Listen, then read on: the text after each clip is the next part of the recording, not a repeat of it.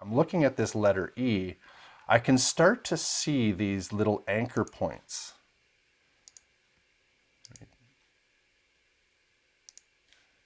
And I can grab each one of these anchor points and I can begin to move them around and affect change on the illustration. Now, when we're looking at fonts, we don't really think about the fact that someone in the world, at some point in history, literally took the time with a tool called the pen tool, and they drew this shape. They had to take the time to actually draw the font that we see whenever we type the letter E. And this is what they did with the pen tool. And if we just start to look again at all of the different Bezier anchor points, we can see that they took a lot of time and care to make sure everything works and looks perfectly balanced. And this is so time consuming. Now, to put it into context, when you look back over here at this website, well, they didn't just do that for the letter E. They did it for the entire alphabet. And then they did it again, slightly bent or skewed, as we know it to be italic. And then they went and made it a little bit thicker, bolded, heavy, black italic. And then they did it again, narrow and thin.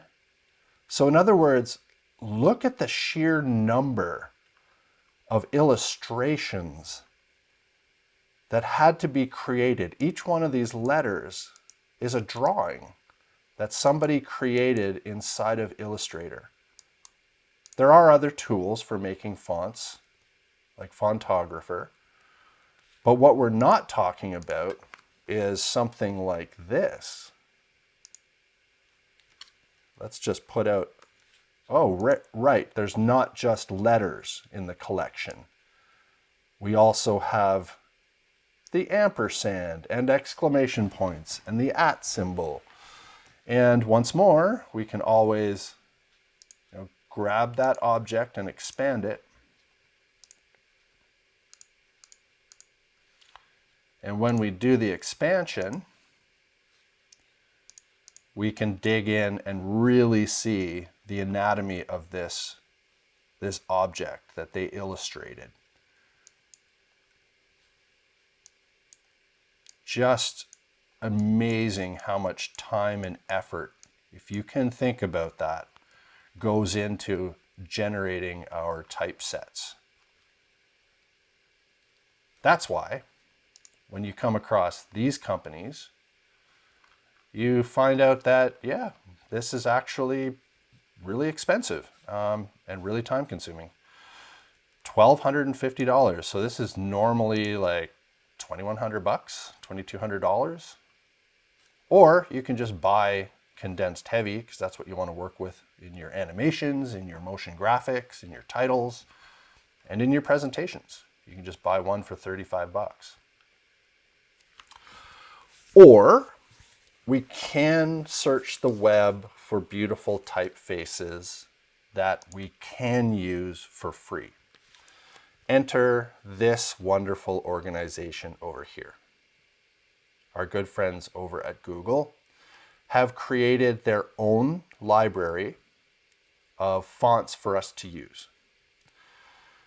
Now, what's awesome is I might already have in my process, and I've started back here a treatment, and I just produced this for today's class. It's got my goal outlined nicely, but Kevin is asking me to create a tagline that's 10 words or less, saving our pets one friend at a time. So the goal of this is to produce a 4-minute video that will provide the viewer with an understanding of the plight of animals looking for homes, as the video will take us through the journey of an animal coming off the streets into a loving home. So now's the time, if I'm going to just copy and paste this into my presentation, now's the time to really focus my attention on the grammar and the detail of this. Make sure I'm not spelling anything wrong like I had before, just fix it up. And then generate the tagline. I'm just doing this in a Google document so that I can copy and paste all of this information over to my Google Slides when I need it. So there's my tagline: saving pets, one friend at a time. I like that. Don't need a period. I'm going to actually grab this, just copy it to my clipboard. And this is beautiful. The good folks over at the Font Foundry over at Google. Yeah, open more browser tabs. Give you the opportunity to just type something in here, and I'm going to paste that in. Saving pets, one friend at a time. And it immediately changes all of the fonts to say what it is that you're trying to say. Awesome. And then you can just go shopping. Now, the majority of these are free. And you can really upgrade your game by trying to find a font that works for the style of the video that you're trying to produce. And now's the time to start thinking that way, because we're creating this graphic design to sell and pitch the idea. But if we do go with Josephine Sans, then it might be a good time to download it, keep it on our computer, if we're allowed to, and use it later in the future when it comes time to do titling for our video or other motion graphics or animations that we want to include. You can, which is really fantastic, take a look at different sorts. So if I want to see the most popular, I'm going to just trust the graphic designers in the world.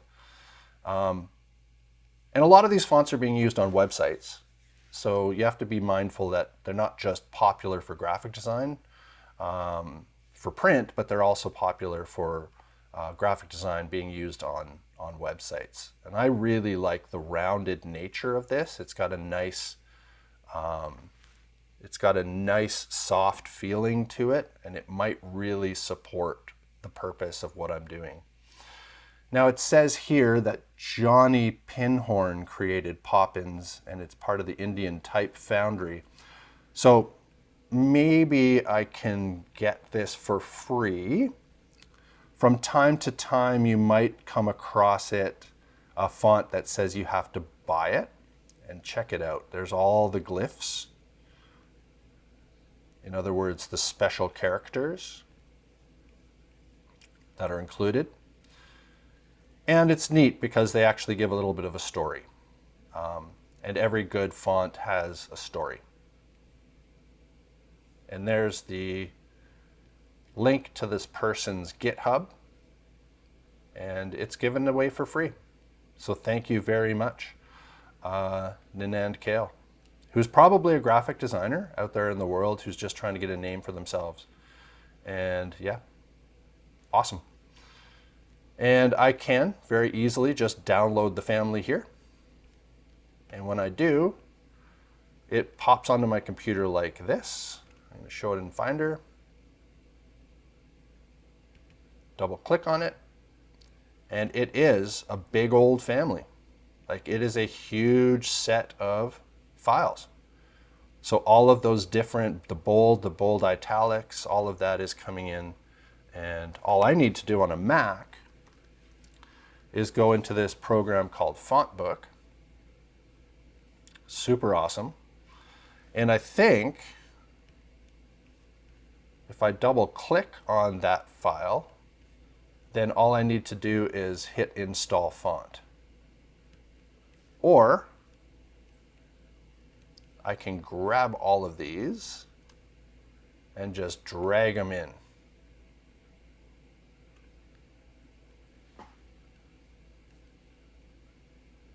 Very cool.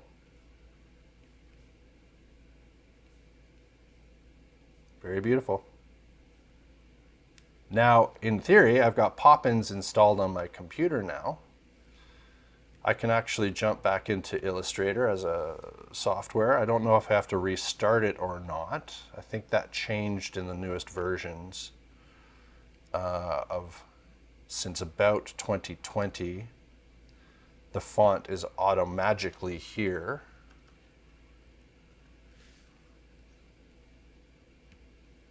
Let me just type in Poppins and yeah, it's there.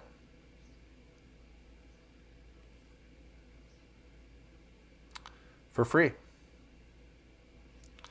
So I'm just going to grab Poppins Bold, type out that ampersand again, and et voila. There is the artwork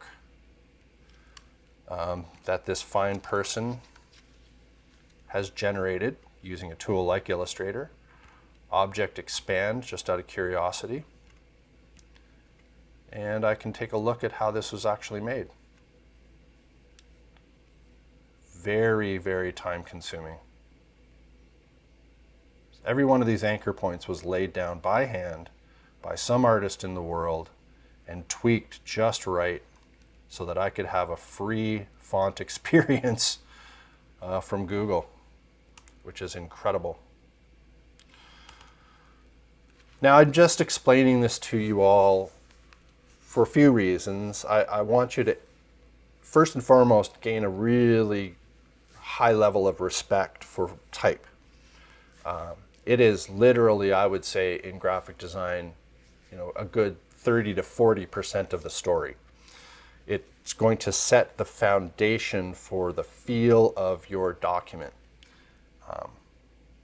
Realize that these are expensive in terms of how they were made, and realize that when you start to get out there in the market, in the real world, you could start looking towards higher level organizations that are like these guys over at the Design Foundry, to actually start paying for fonts if you're not finding ones that are perfect for your production. Now, one thing that's important about this program, and that's a web page, but I'll call it a program, Google Fonts, is very much a powerful program. I'm going to head back to fonts. Let's say I go look at Roboto as one that I'm interested in.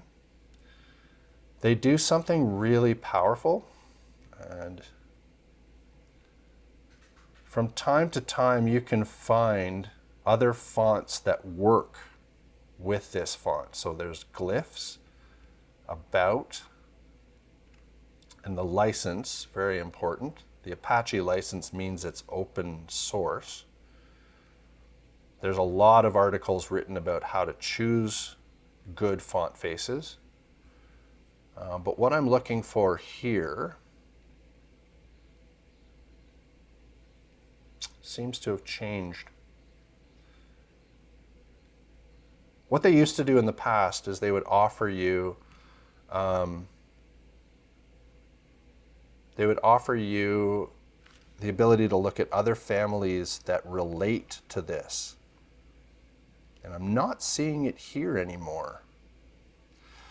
But that's fantastic right there. I mean, if you're looking to utilize this on your WordPress site or any of your other websites, you can just literally copy and paste that into your HTML to start using this font directly on your web pages. Very cool. Now I'm not seeing it anymore. That's a little bit frustrating. What I was looking for was a tool that was gave you the ability to compare fonts as they, let me see, font properties, variable fonts, sort by most popular. Maybe it's only on fonts, specific fonts. If I say select this style. Yeah, it's got to be in here somewhere. It was such a powerful tool. I can't imagine that they would take it away. Select this style. View my selected families.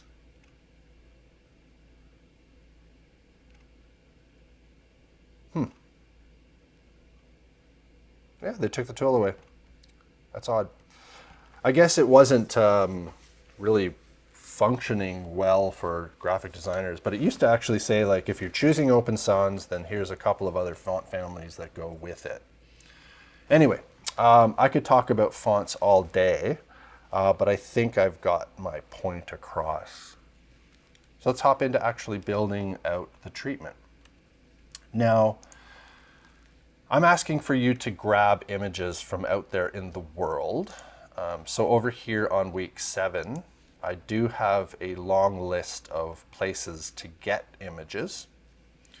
Pexels and Pixneo, these are wonderful websites to get some free stock images. But there's another Google tool that I love to use from time to time, and that's just simply Google Images.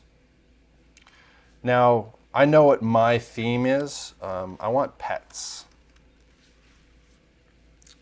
So often when we just search Google Images, we find beautiful stuff, but we have to be mindful of two things. That's resolution, to make sure that we're bigger than a certain size, and I'm looking for images to be bigger than 1920 by 1080. 1920 by 1080. And I would like for you to start thinking about the usage rights. So if you simply go to Google, and I'll just rewind a second, go to Google, and you type in, pets, and you switch on over to images. Under tools, size, large, awesome. Usage rights, Creative Commons. This means that you can utilize these images without worrying about stealing from anybody. The other really powerful thing is, and you think back to what Tom Treller was saying, you want to get into a color theme, right? So what is it you want this to feel like? Well, I want this to feel a little moody. I want my people to feel a little bit of disillusion and desperation at the beginning as they see the pets that need homes, and then feeling a little bit more hopeful near the end. So what color might that feel like? Oh, orange? And all of a sudden your images start to have this brownish warm cast to it, which is so awesome. So this might be a picture. I'm looking for sadder animals right now. It says it's licensable. So I'm just going to click on that. And I see that the resolution is nice and big. It's bigger than 1920 by 1080. So it's going to print really beautifully if I need to. And if I just right click on it, this doesn't always work, but I can open the image in a new tab. Whoops, didn't work. It just gave me a tiny one. So if I saved this image, bad news, it's too small. I want the big one. So I'm going to have to click on it. And here we are over at a different source, PX here. Very cool. Free download, original size. I'm going to grab something a little bit bigger. Please log in. All right.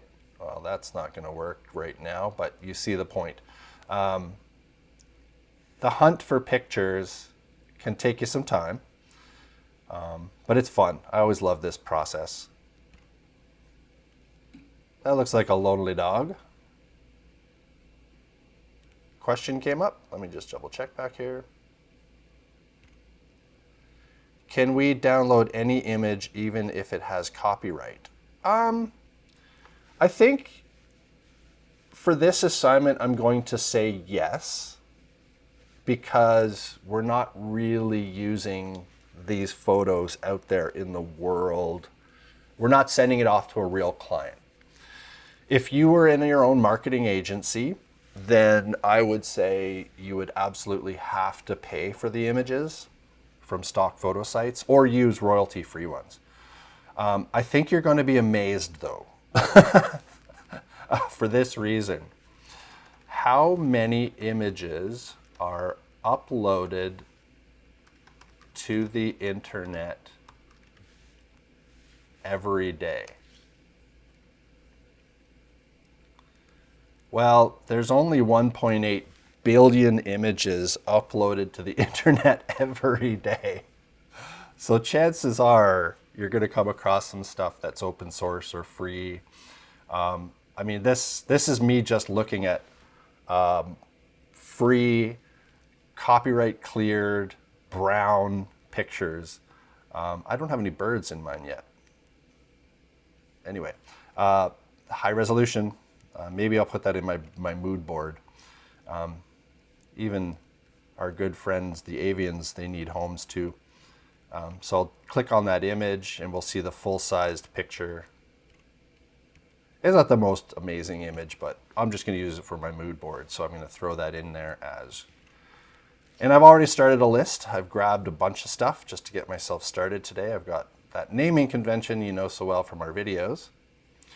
So to answer your question, go ahead and use any image that you find. And even if you want to screen capture something right from YouTube, just be sure that you full screen the video, you pause it, it looks perfect, and then you hit print screen when you want to grab something out of a video. So 7_birds, I'm just grabbing pictures. And that's, you're going to need, I'm going to go back to the specifications, be absolutely clear. There's going to be full size, full page, full slide imagery with no stretching of the pictures. So there's a minimum of 10 required. Plus, on the mood board, I'd like you to feature 6 images that are framed beautifully on the page. So this is going to require about 16, 17, 18 pictures. And that's a minimum of 6 images on the mood board. All right. So let's see something happening over here. Now at this point, I might want to get myself a little bit of inspiration. What are some of the pros doing out there in the world? I want to learn from the best. So I put some links in week 7 that are pointing to other brilliant writers. Like Paul Regan, he's got a beautiful YouTube channel. I don't like showing him in class because he's a little rude.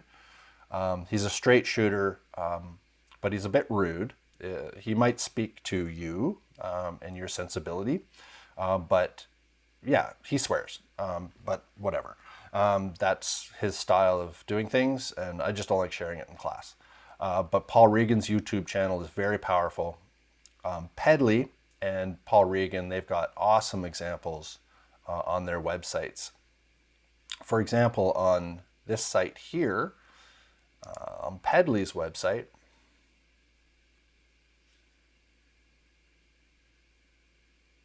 whoop, that link is broken now.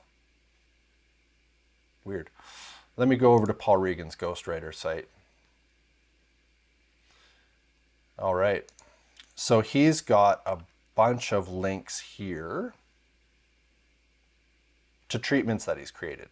So he got to pitch our good friends over at the Mini Vehicle Organization. And you can see right away how much time and attention he's put into his treatment. So beautiful front page. Mini, the Ministry of Finance. So it's very mysterious. He writes a lot, and that's fine. He also writes in a very creative way. A chance to look inside the slightly bonkers world of the Minister of Finance for Mini. how can this not be amusing? Right? So he's having fun with all of this. But you can see throughout, he's really leaning heavily on graphic design. There's his mood board. He's marrying mood board with type, but he's got a lot of tiny text, which might be good later on. I mean, there's no right or wrong answer to how to produce these, but he leans pretty heavily on text. That's his way. And then full screen, big, beautiful pictures. Yeah. So you might find that some of his stuff gives you inspiration. What did he do for Lipton? Now this is just gorgeous. Stunningly beautiful. I mean, look at that. Like, he, as a designer, he's not, pulling any punches. He's just like, it's a journey. And right away, this is the tone, the colors. Now you see what he's doing over here. He's starting to use a text box. Now I think I'm always serious. Thank you, Siri. My iPad likes to talk to me from time to time. I would say if I was marking this, that his contrast is a little bit too low. In other words, when he made the box in the background transparent and white, he didn't push the white bright enough, and it's kind of tricky to read. And that's something you really want to watch for, is to just be sure that your text can read. So yeah, he jumps right in, and then boom, concept. A lot of text, but just gorgeous, like stunningly beautiful color. The concept is just wonderful. Like, it's, yeah. And then just bam, full screen image. Gets into casting. Who are we going to see in this?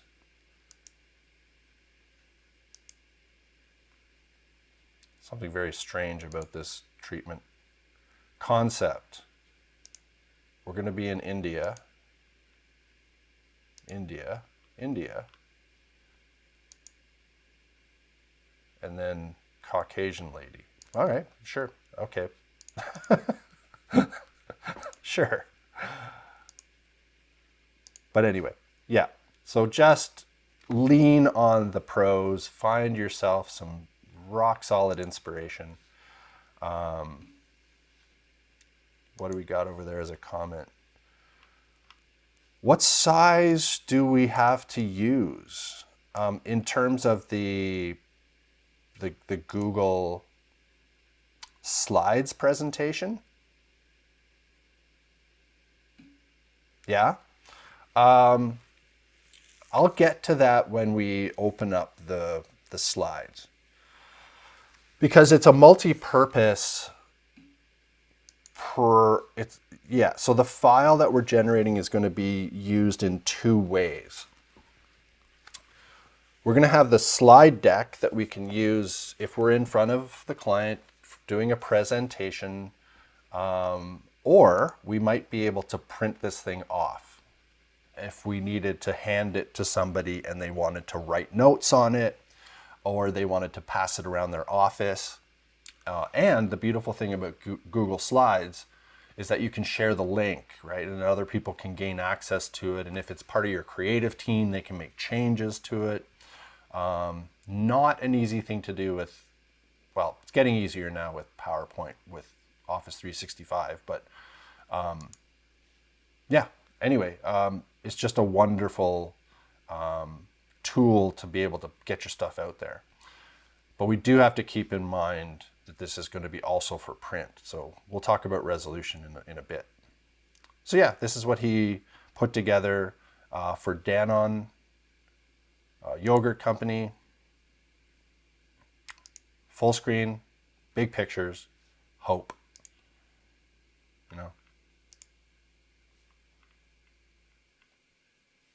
Just a wonderful, he gets right into the narrative. This is what we're calling in our treatment, this is going to be your story. So he's just using the word narrative. And he did manage to keep it down to a good, concise amount of words. Now, I do want to point something out really cool about Google Docs. Close that down.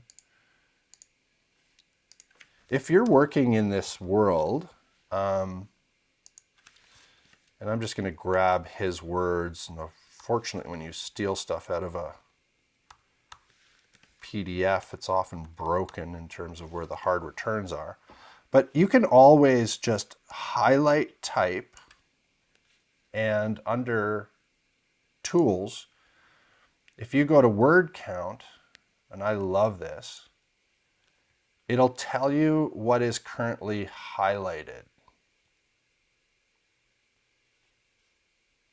Okay, that's really wonderful. So if you just want to know, I've currently got 83 words out of 155 words. I've got 511 characters. So that's, still a little bit long for the narrative piece, for my liking, for what I'm looking for this assignment.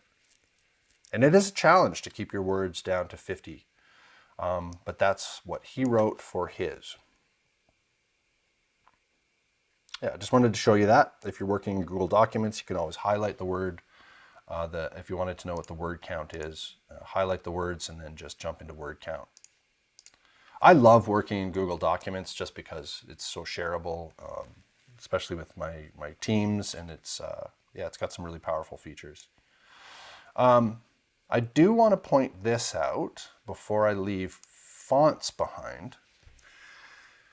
Now, we're living in the Google world, so let me just think for a second here. Okay, so Open Sans is a font I like in Google Fonts. I wonder, when I go over to Google Documents and I pick a font, there's stuff already preloaded, but you're going to start to see that a lot of the fonts that are featured over at Google Fonts are actually preloaded into their tools. Obviously, because they've got this beautiful font foundry, why not use it? So over in Illustrator, I was playing around with Poppins. I wonder, since it's open and free, did they integrate Poppins into Google Documents? I'm going to search for Poppins. Ha! Really? Poppins. Okay. Yep. Amazing. Just amazing. And the entire set of Poppins should come in. Oh yeah, it does. It's so good. Oh my God, that's so good. For free. Did I mention it's free? That's incredible.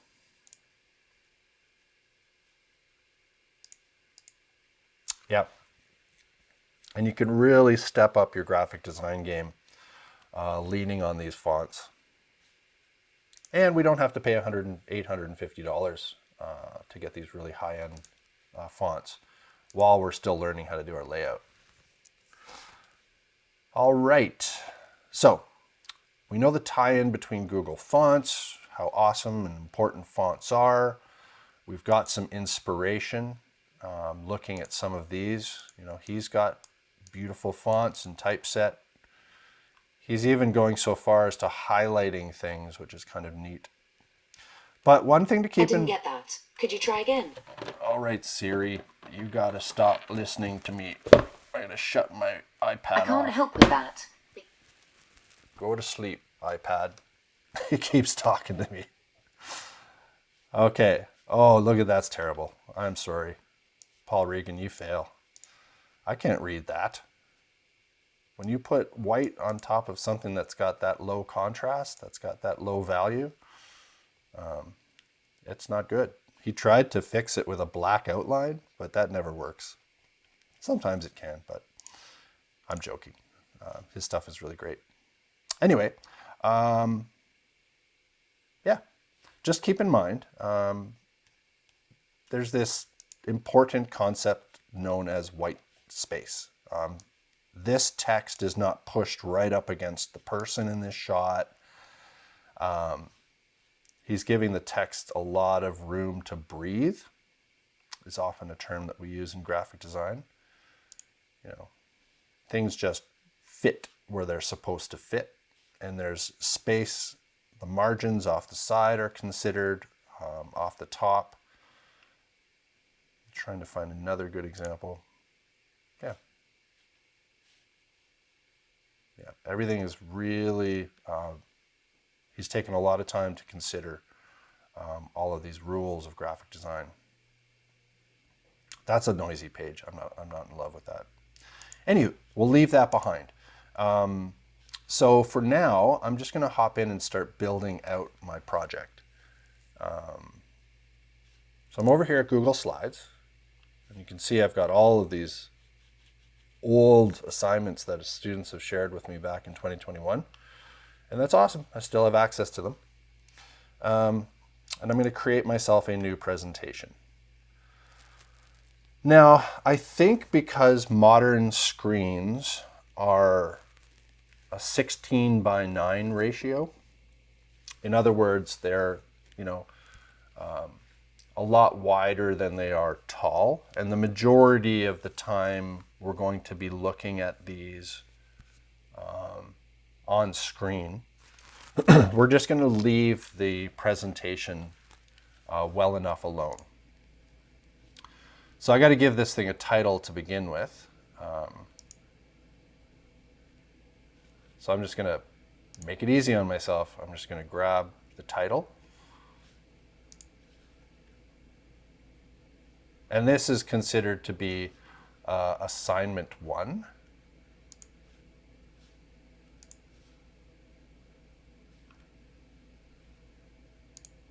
Oh, it's a group assignment, so I can't actually see it. I'm not in a group. All right, so I'm just going to call it, I was going to copy and paste the title right into Google Documents. All right, Google Slides. I'm just going to call this Kevin Element Assignment 1, and I'm going to call it the marketing treatment. Okay. Now I wonder, I'm just curious, this is looking a lot like PowerPoint to me. So it's giving me this weirdly shaped box, which, I can muck around with if I'd like. But I'm just going to clear this stuff away and go back into my imagery and just take a good look at what I've got downloaded. Now you're going to spend a lot more time than I did today, but I need to pick something that's going to be alluring and have a lot of pop. That one's hilarious. I like that. Sad dog. I do like that one. Now I wonder, it came down as a WebP file, which is weird. I wonder if I can put that into unsupported image type.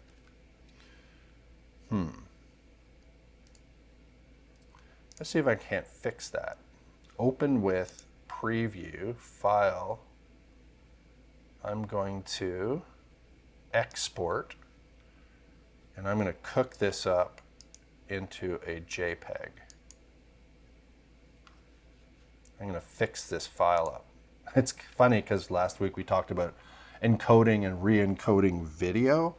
Well, sometimes you need to transcode your images into a new codec, a new file format. So let me put this into here, major assignments, treatments, images, saddog.jpg. Cool. There we go. And I'll delete the one that was broken, drag that in, and voila, it works. Now, one thing I really appreciate about this image is that it has a lot of built-in space on the right-hand side for me to put text. So I got to fill the frame, first and foremost. Because I've got a lot of black area already filled in around the image, I wonder if I can just make the background black. Perfect. Now, there's a general rule in graphic design that if you have a subject, a person, or in this case the dog, framed in the third, and from a compositional perspective, it's always nice to position your subjects in the top third. You generally want them looking into frame to give it balance. So the fact that the animal is looking in this direction, you want it looking into frame. If you want to create tension, if you want to make it look a little bit more stressful, then you can position it so it's looking off frame, like so.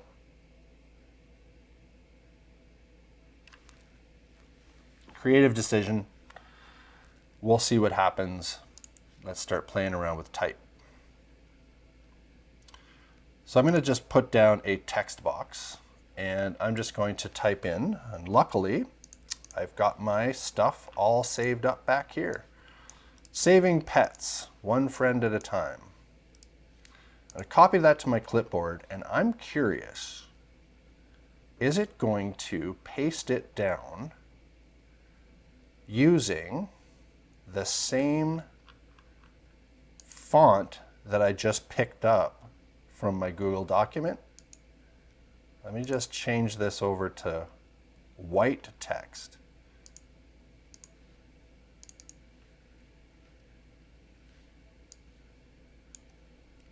It did. It also pasted it down with its color. So I have to go back in and just fix that up.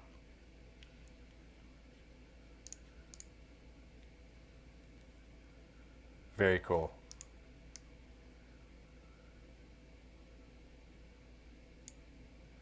Now, I'm just kind of making this up on the fly, so,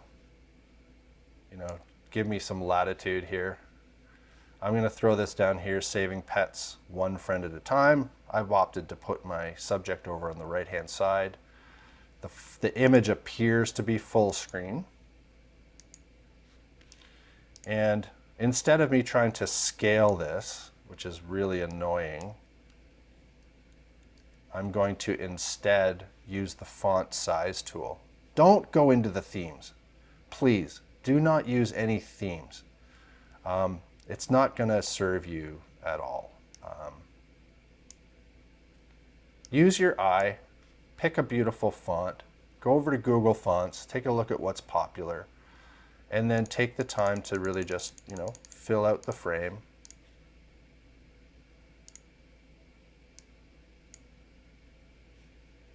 Like so. Now, who is my client? I just held down the Option key and clicked and dragged. That would be the Alt key on a PC. You grab a text object, you hold down Option, click and drag, and you can duplicate your type objects. If you look carefully, as you're dragging your objects around, you'll see these red lines pop up. That tells you that you're centering off objects with other things. If you look carefully at the right-hand side, you're seeing blue lines pop up, which are telling me that these are now snapping equidistant apart. Cool. So I want this to be about, my client is going to be the Humane Society.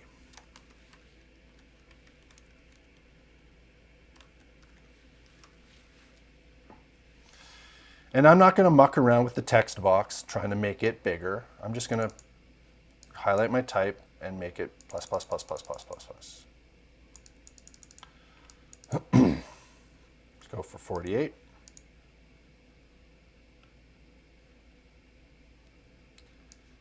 And, you can establish at this point some rules in your graphic design. In this case, what do I want my line width to be?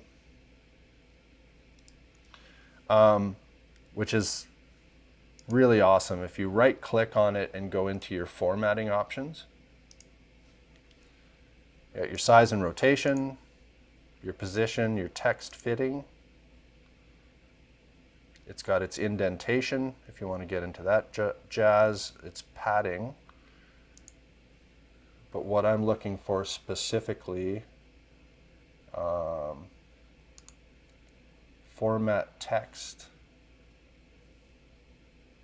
color, highlight color, capitalization. Format options is open.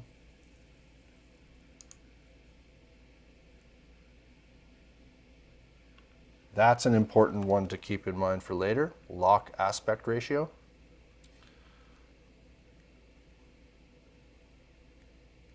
And when you click on every object, your format options change over here, including recolor. That might come in handy later.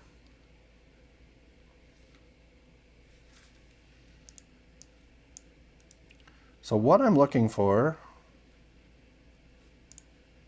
specifically, and it's in here somewhere.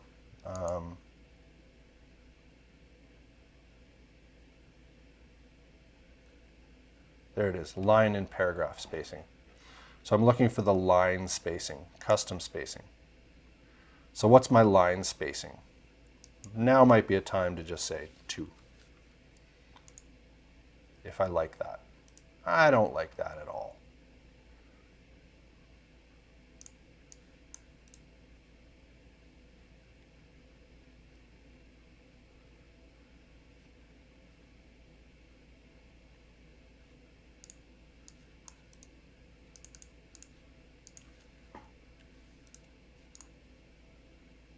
Yeah, I'm quite happy with that. Now, one thing you have to keep in mind, which is difficult when you're putting images around the frame, is that this image is now hanging off the right-hand side. So you can't actually see the composition perfectly until you either run this slideshow. So if I press slideshow, then you'll see what it looks like. So from time to time, you have to actually hop in and just take a look at what's going on with your graphic design. Cool. I'm going to leave that behind for now. One thing I like to do, instead of starting again, I'll right-click and duplicate a slide. Double-click on it just to make sure you're working on the right one. And then I'm going to go back to, and I do this so that I don't have to recreate my type objects. I've got them kicking around now, I can just use them. So the next thing on the list of requirements is concept. So I've already got that object created here. So let's just use it, concept.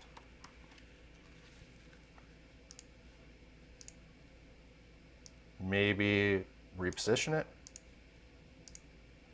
This type might have to come down. And this is where my good friend lorem ipsum comes in handy.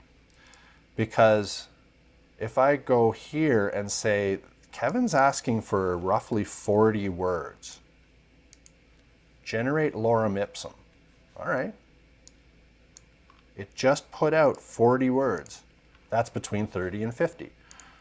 Neat. Okay, so what about just dropping that in and seeing what happens?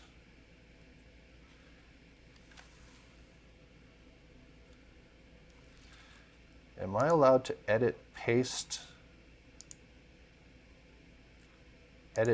without formatting? There we go. Paste without formatting from another document will keep it the same. All right. So now I can start worrying about font. So this is probably going to be more appropriate at around 14, 18. Cool. And thinking about my white space,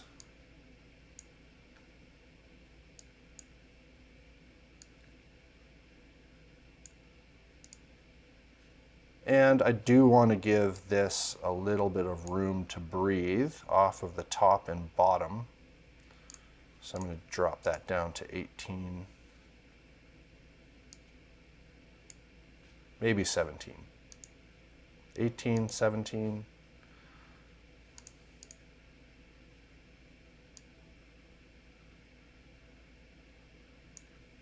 Center it off to the page. Awesome. And let's grab ourselves a picture to put in here. We got this nice black and white sleeping dog. So I'm going to throw that in like so. And this is where I need you to be very, very careful not to do this. Okay? It's if you grab the corners, it's scaling it with its with its height and width locked. I do not want to see that. Okay, so it's very easy to just make an image fit the screen. But when I say do not squish an image, that's what I'm talking about. I don't want it to be stretched in any way, shape, or form. Right? So how about we do this? I'm going to throw that back in. If I right click and go into the format options, I can lock the aspect ratio.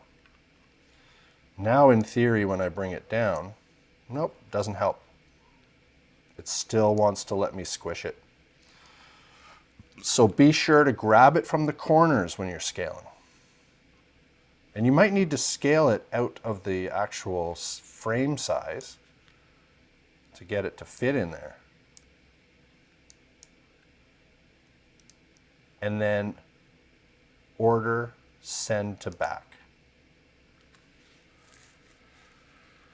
Now we've got this problem. We got two problems. I can't actually see the frame anymore.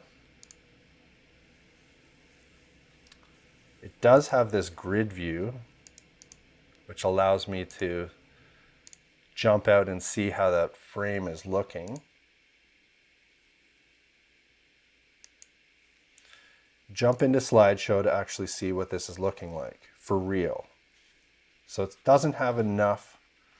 Yeah, actually I'm zoomed in a bit. I've got enough space around the title. There's enough contrast against that dark area for it to read. But this has a problem here being on top of the dog. So I want to see the dog's face. So I'm going to actually change this around. I'm going to put the word concept over there, and I'm going to put the type over here. It's still problematic. Now I can see the subject down here. I'm going to look at that in slideshow view. Maybe nudge it over by right just a little bit. Give it a little bit of room to breathe. Now, one of the things we can do, we can try to win with a drop shadow. Drop shadows can sometimes work for us, but nah. There's another way of handling this. If we fill the background with a color, I just highlight that text box. We have an option up here for fill color. I'm just going to fill it gray.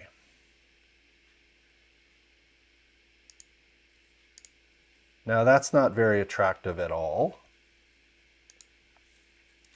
but we can start looking at opacity. So I'm going to make it transparent.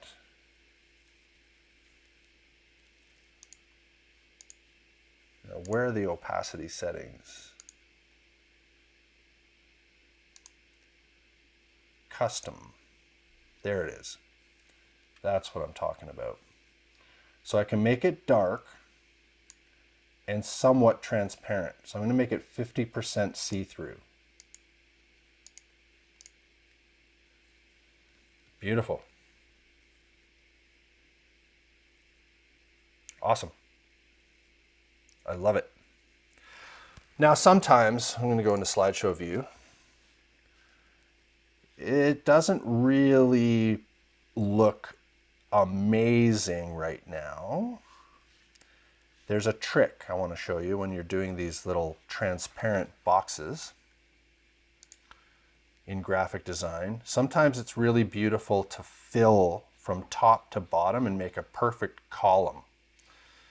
Now, you could try to resize your text box like so and then stretch it all the way down to the bottom, but snap. Oh, that's frustrating. So that's when we get into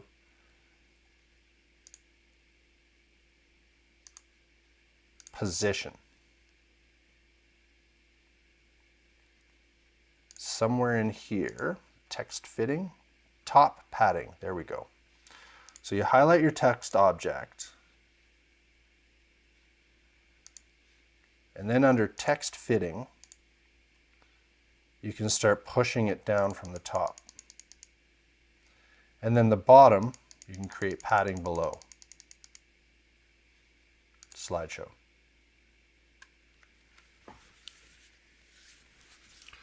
Beautiful.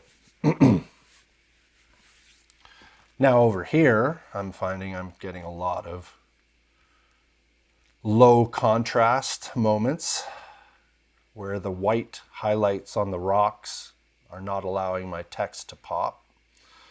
So I might take this opportunity to, where does Chrome, my Chrome just took off on me. Where'd Chrome go? Quit Illustrator, don't save. Hello Chrome.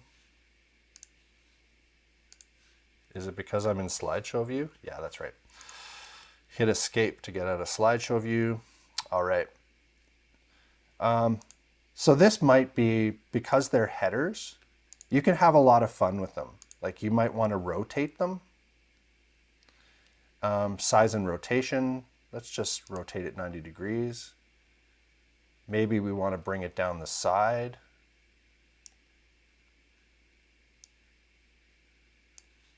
Go into slideshow, see where it is. I don't want it stomping on my dog. I don't want it over the dog's face ever.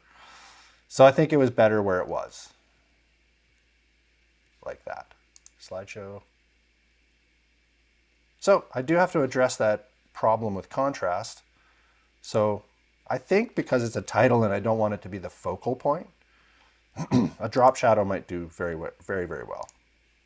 And I can get in here and change the transparency of it.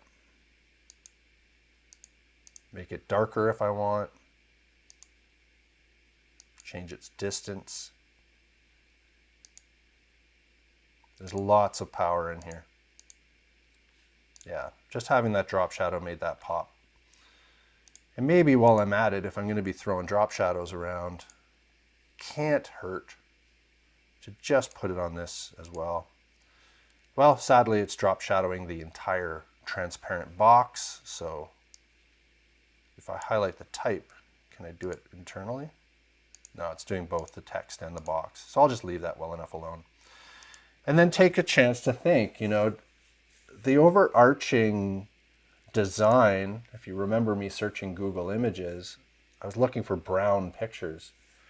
So maybe I go into my custom shape or my custom color here and maybe I give it a warmer value just to bring some color into the fray. I don't like the transparency. So I'm just going to mess around a little bit more with that, make it a little bit more opaque, a little less red, and we go into the orange tones, more gray. Slideshow. Pretty. Cool. Now, there was an option, which I think is new recently.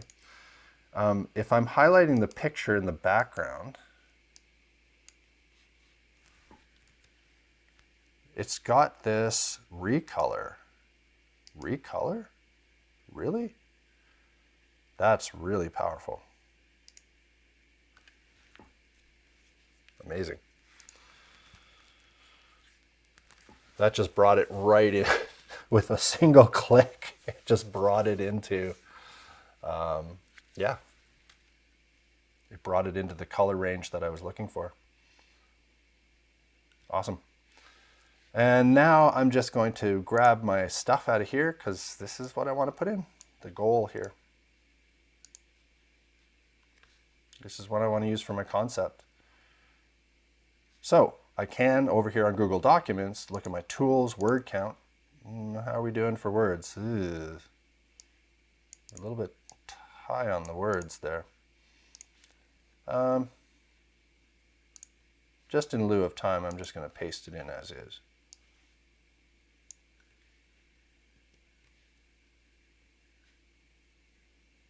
Cool. Remember, edit, paste without formatting. Slideshow, be careful. I knew that was going to happen. My text is now cut off. Always run your slideshow to take a look at what's going on. 16.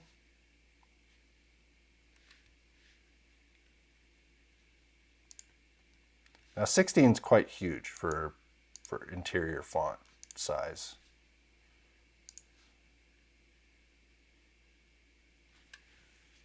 Cool.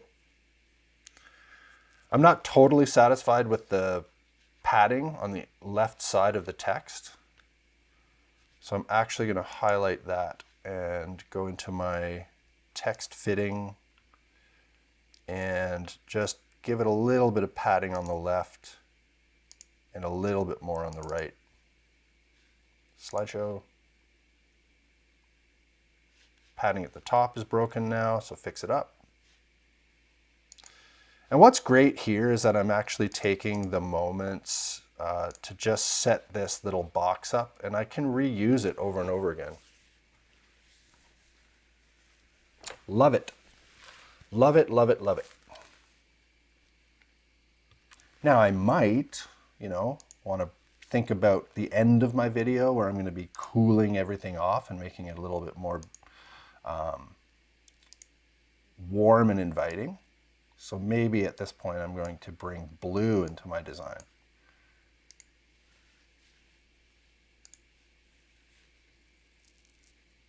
Nice. But there is this concept in graphic design where we have to think about weight, and where things are very heavy. Visually on the left-hand side, that blue bar is very heavy, but we do have this component down here, which is the subject, the face, and the title. So yeah, I'm pretty satisfied with that. I can come back into it later. Don't overwork something, always come back into it later. All right, so I'm going to duplicate that slide because I've done a ton of work on it and I get to use it again. And I'm going to jump ahead into my mood board. Now, this is much later on in the process, but I would like for you to see the process that I would use to make this mood board. And this doesn't have any type on it. Now, one of my favorite features, dragging from the corner so I don't shrink the image down too much. I might switch my background now to go back to white. As I start to bring my images in one by one, and I wouldn't use the same image again, but if I don't like the way that this picture is framed, it's such a cool feature of Google. Double click on it, and you've got cropping tools. So it's so powerful, like cropping right there. So great. So I wonder if I can grab all of my images from here, just drop them all in.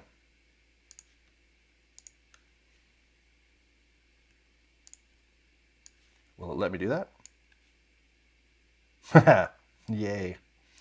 Hooray for everything. And I'm just going to start scaling them down. Yeah, they're all grouped up, so. Unable to create some images. Okay. Let's see what I get when I start scaling them down. Now these would not, be careful. This is going to be a test of your ability to follow my video instructions. You might want to write this down. Whatever I see on the mood board, I should not see on any other slides.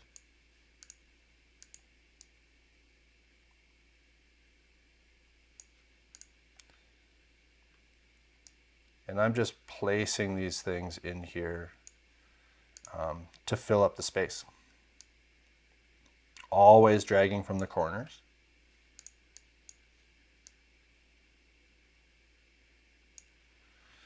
If things are not fitting properly, don't forget you can double click and drag in the crop. And that will crop that image to snap to the other images.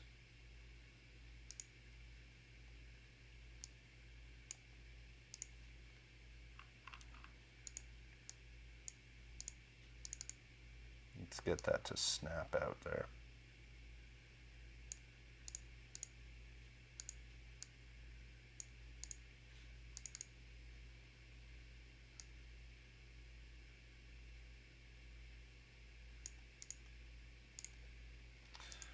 Get this just to be a beautiful tile set.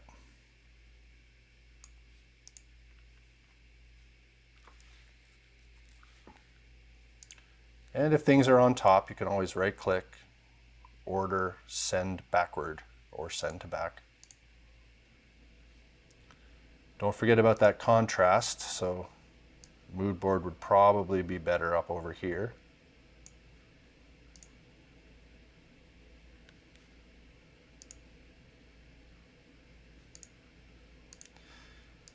Yeah, and what I don't want to see is any white space left behind. So this is a puzzling challenge to get everything to fit in here just right.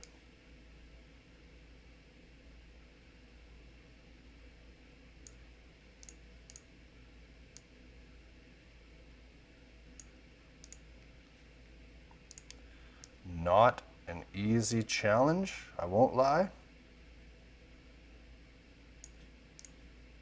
But just take your time. Always dragging from the corners.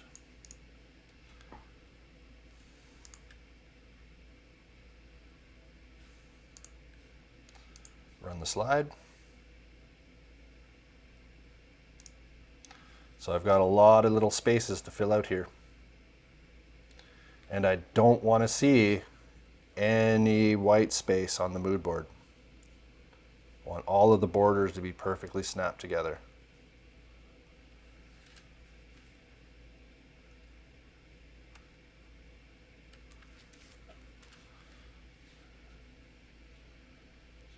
So just for the purposes of this, I'm just going to flesh this out.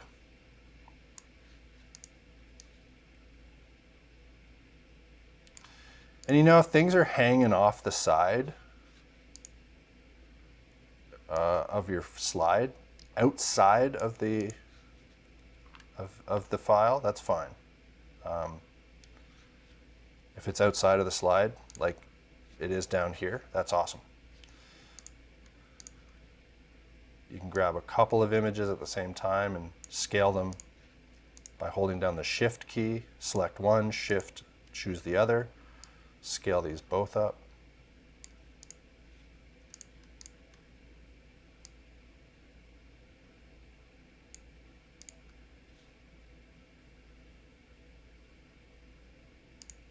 Yeah.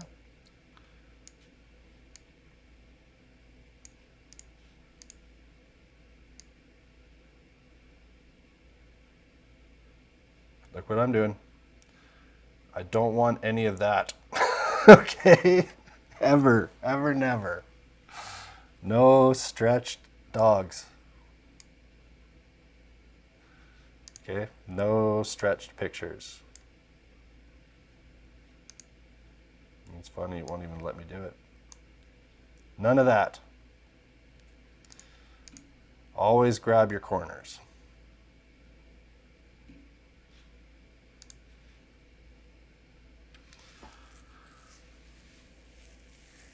We can use on image per slide. We can use one image per slide, right? Except for the mood board.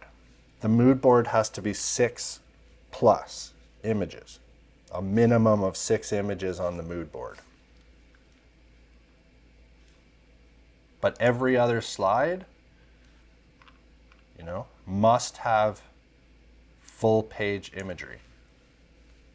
So you're utilizing the entire slide. And I know that maybe goes contrary to some of the other designs that we saw. But yeah, I want to see on every page a full-size image. Like this. Full screen. So if I run the slideshow from the beginning, I would consider this, even though there's black space over here, because that's how the image was made, that's a full screen image. That's a full screen image. This is going to be filled with pictures. Now, I could spend the next half an hour recording myself noodling around with pictures, but I won't do that because I think you're all understanding the point. And last but not least, give the viewer a thank you slide, please. That would be the last thing to do. Now, what's awesome, when you're finished, you can hit File and email this file. Cool. Download a PDF document. Really? PowerPoint file? JPEG images? Grab a PDF document, and this is what you're going to hand in. I mean, it's so beautiful. Like, thank you so much, Google, for making my life easy, free, and awesome. Let me just open this with another tool. I'll just open this with Preview. And yeah, this is ready to go to print. I've been rushing through this. I would take a lot more time to get rid of these little white slivers in between those pictures. I would fill up this frame. I'd make sure that those birds snap to that edge to make this a beautiful tiled image.